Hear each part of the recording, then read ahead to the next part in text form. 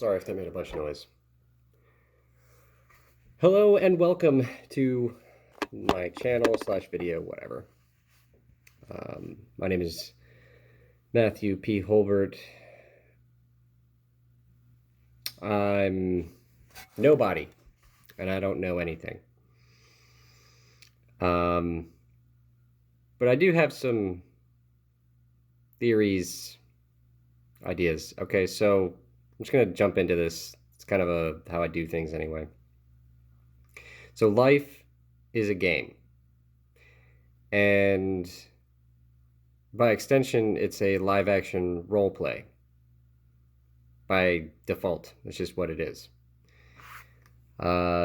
Civilization is the manifestation of these roles into various functions that have real impact. So if you work at a bank and you just slack off the whole time, not doing your function according to your role, the bank will probably have issues. It will have problems, right? So similarly, just about every role in society, if you're working at the Burger King or the Dunkin' Donuts, or if you're working as a farmer, if people just stop doing what they do according to their chosen role, according to their chosen function, if people just stop doing things, then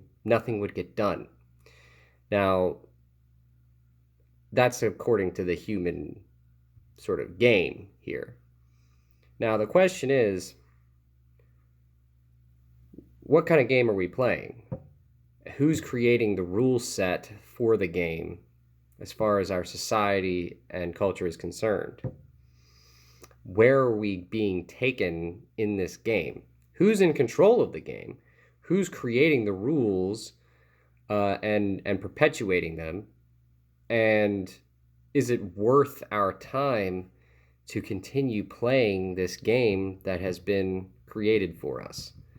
And I don't mean by God. I mean, it's a man-made thing in terms of the specific kind of game that we're playing. These are sand castles that have developed over time, which don't have any meaning outside of the players of it. And oftentimes what happens is that people become tools in their role in the game. They become non-playable characters, as it were. Your function becomes your life. Your role in this process becomes who you are, how you identify yourself. And so this can be, this doesn't have to be a problem. For many people, that's they're content. They are passively willing to just continue being a tool for someone else. However, the issue that I happen to have with that is that, well, I believe that we have a much greater purpose, and that the game that we play, being what it is, isn't worth the time. Now that kind of puts me in an awkward position, because basically my philosophy is that we shouldn't be playing the game. And for a very long time in my life, I'm 32 years old. I've probably only worked in this economy total of 3 or 4 years. Now that seems impossible. How the fuck am I alive? If you don't have money, how do you survive?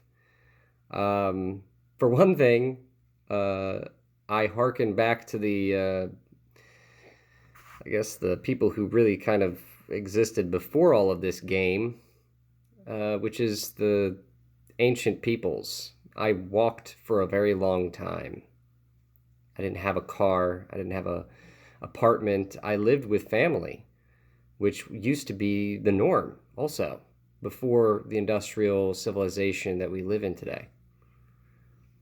I wasn't terribly ashamed, but my family was, because this inherently means a kind of failure, a fundamental failure. But that's according to the rule set and according to the game that's being played. Now, hey, look, I realize that this all could really sound like me being a piece of shit, really. And I accept that. I accept that society, given the conditioning and programming, will see a person who sort of rebels against all of this as a miscreant, a failure, a fool, really, also. Because why waste your time fighting, going against the tide, or against the current? Why go against the current? Why struggle against this thing that is so much bigger than you, that literally you're an idiot for trying to go against? Well, see, the thing is, I see it as almost an obligation to do so, because I see the world as corrupt as it is. Now, what a lot of people don't willingly do, obviously, is to indulge in understanding the depth of the corruption in the world that they live in. They understand it's corrupt, they understand it's fucked up, but they don't really understand deeply. They don't have true knowledge of how deeply corrupt the shit is. And so when you do understand how deeply corrupt all of this is, and you also understand that it is really sort of an arbitrary thing, it really doesn't have a legitimacy in the sense of inherent value. A lot of the stuff that we do is arbitrary. It doesn't have an inherent purpose or value to either human life or life in general. And so what we're sort of put into here is well, let's face it, the systems that have been in place have failed, and now, because of the recent events of the past year, basically they're trying to rewrite the whole fucking game with the Great Reset from the World Economic Forum. And so whether or not all of this has been contrived is irrelevant, because it's going to happen. The change, the Great Reset, is going to happen. There is these unelected people who have immense amounts of influence and resources are going to create a new world. And it's from the top down.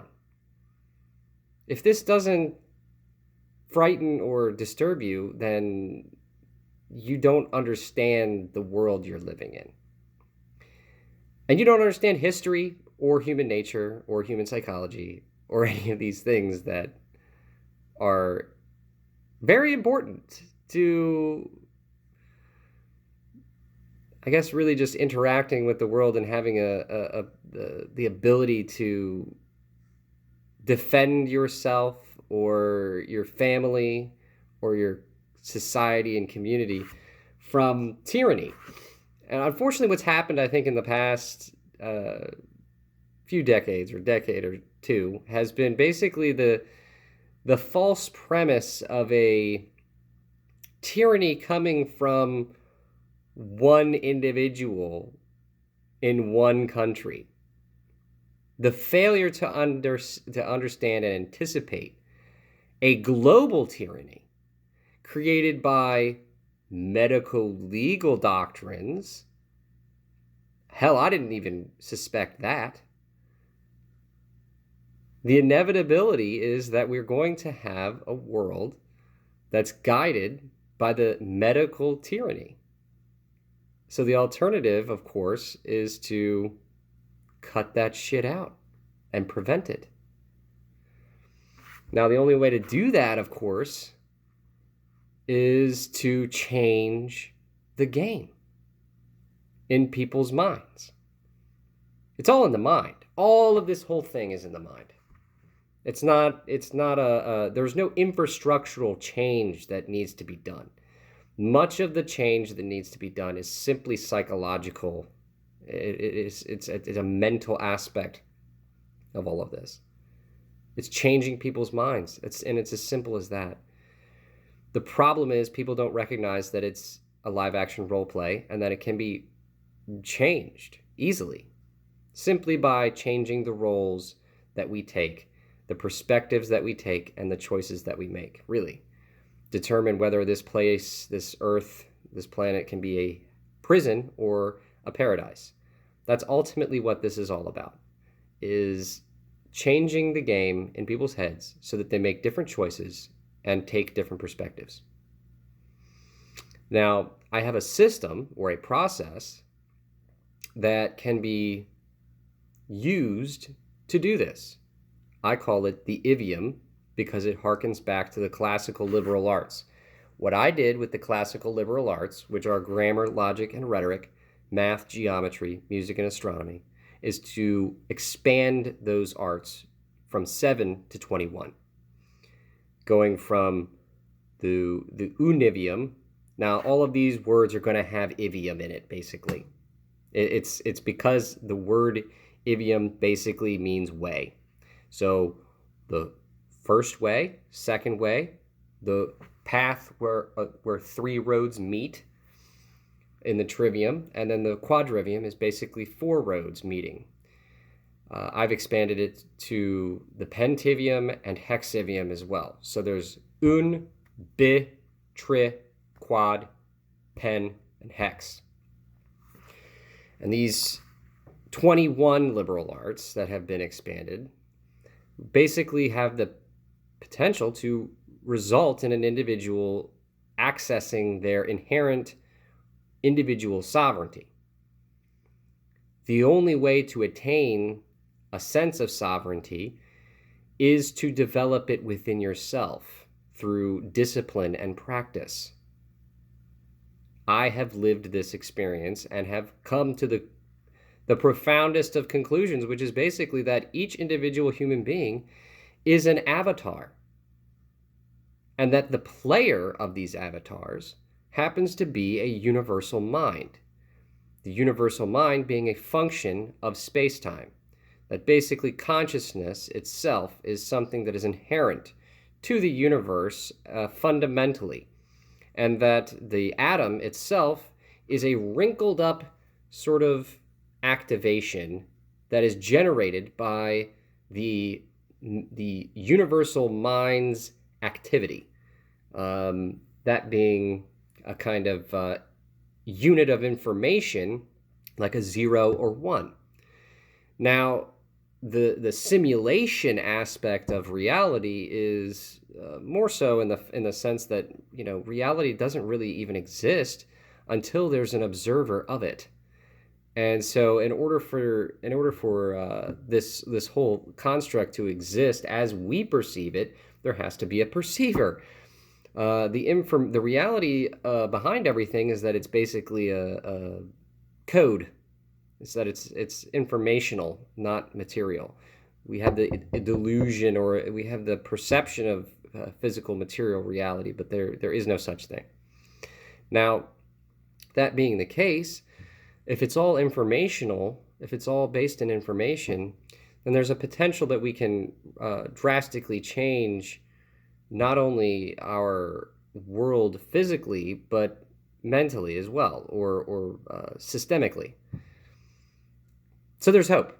There is actually hope in this whole thing, but the problem that really arises is to actually make that giant leap in the mind of individuals. Not myself. I can't do all this shit alone. I need people who are converted into original characters, not non-playable NPCs. We need original characters to change the LARP in order to make life interesting. For God's sakes, who wants to be working as a tool for some corporation? Wouldn't you rather spend your life changing the game of the world and making it a better place for all of us?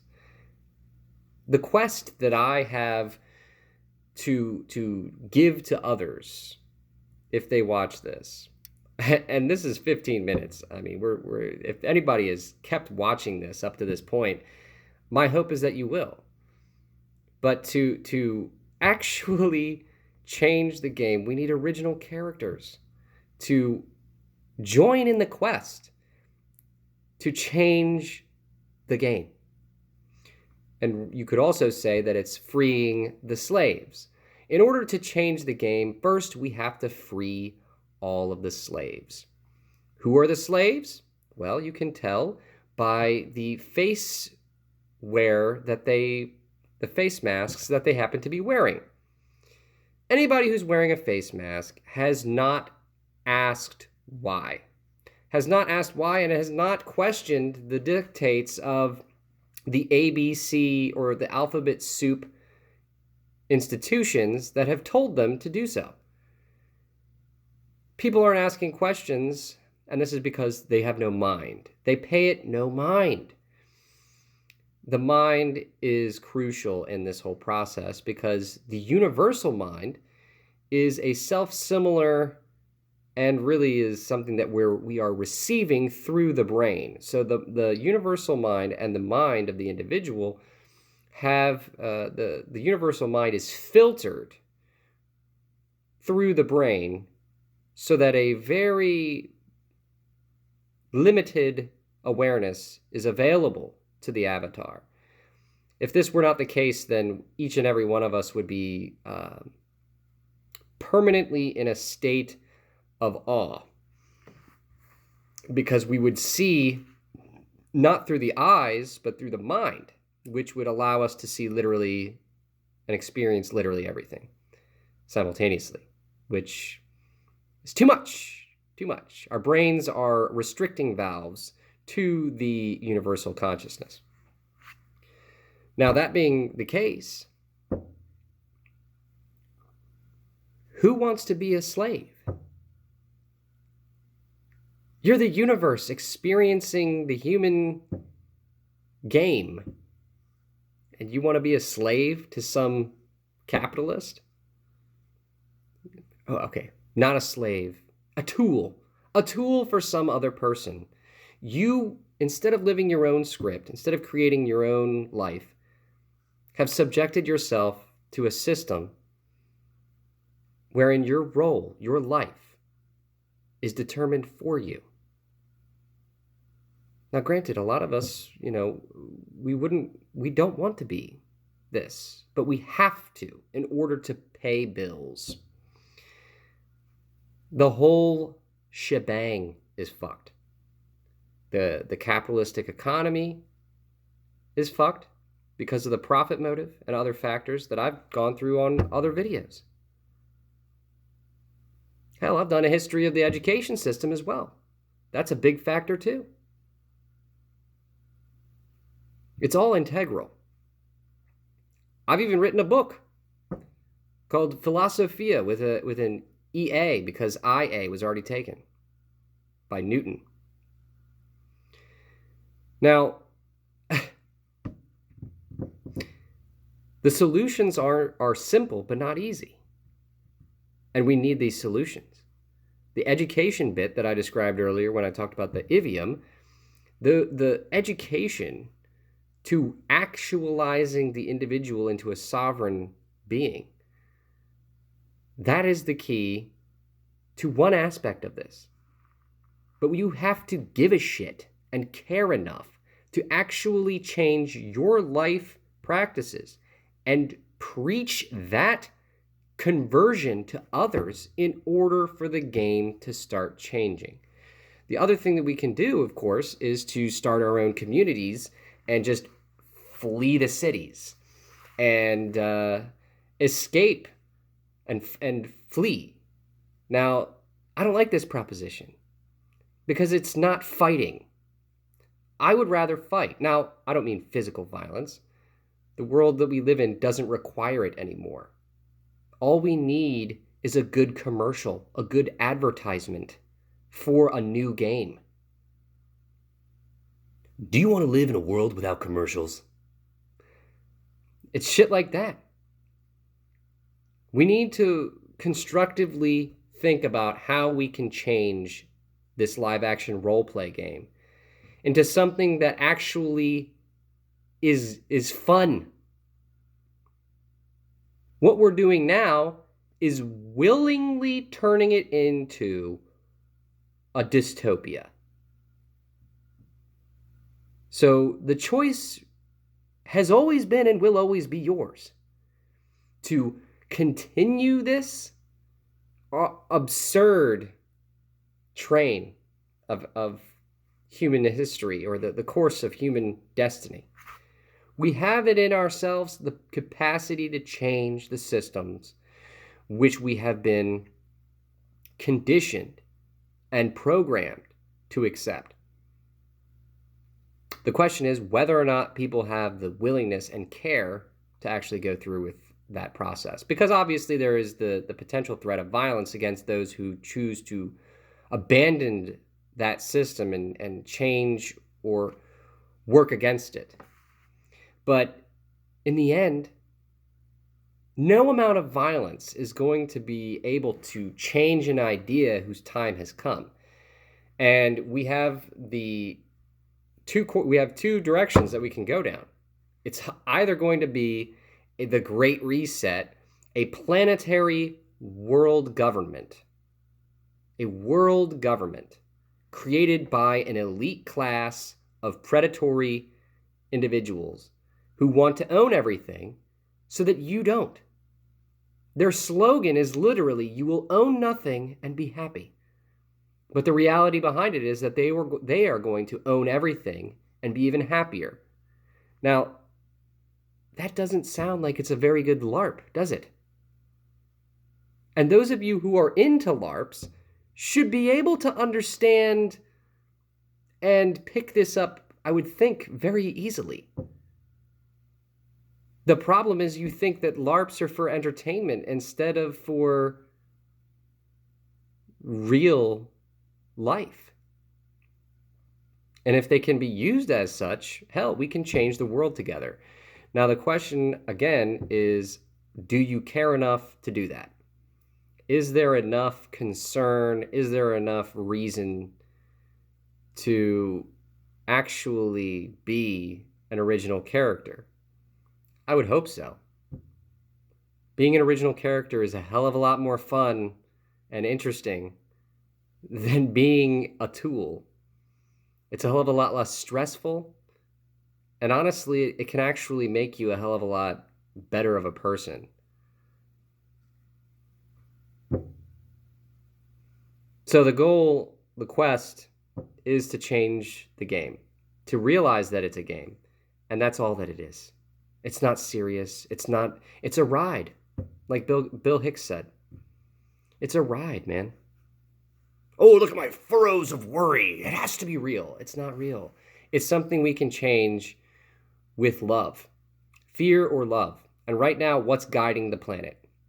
Is it love that's making people wear the masks? Or is it fear? Oh, I love other people. I don't want anybody to get hurt because of my foolishness. Well, because of your foolishness, the future generations are going to be enslaved to a complete dictatorship or tyranny that is global. Because that's the medico-legal system's overarching capability. And that's the precedent that is being set by this kind of activity. Or lack thereof, really. It's people just passively accepting whatever they're being told and doing whatever they're being told. I hope this ends up being something that people can not only like understand but get behind, because I think that this is going to be truly the key to saving the future from the global economic forum and the Great Reset. Now, it's my sort of salutation to say love and appreciation. The deepest part of me is the deepest part of you. So anyway, thanks for watching. Peace out.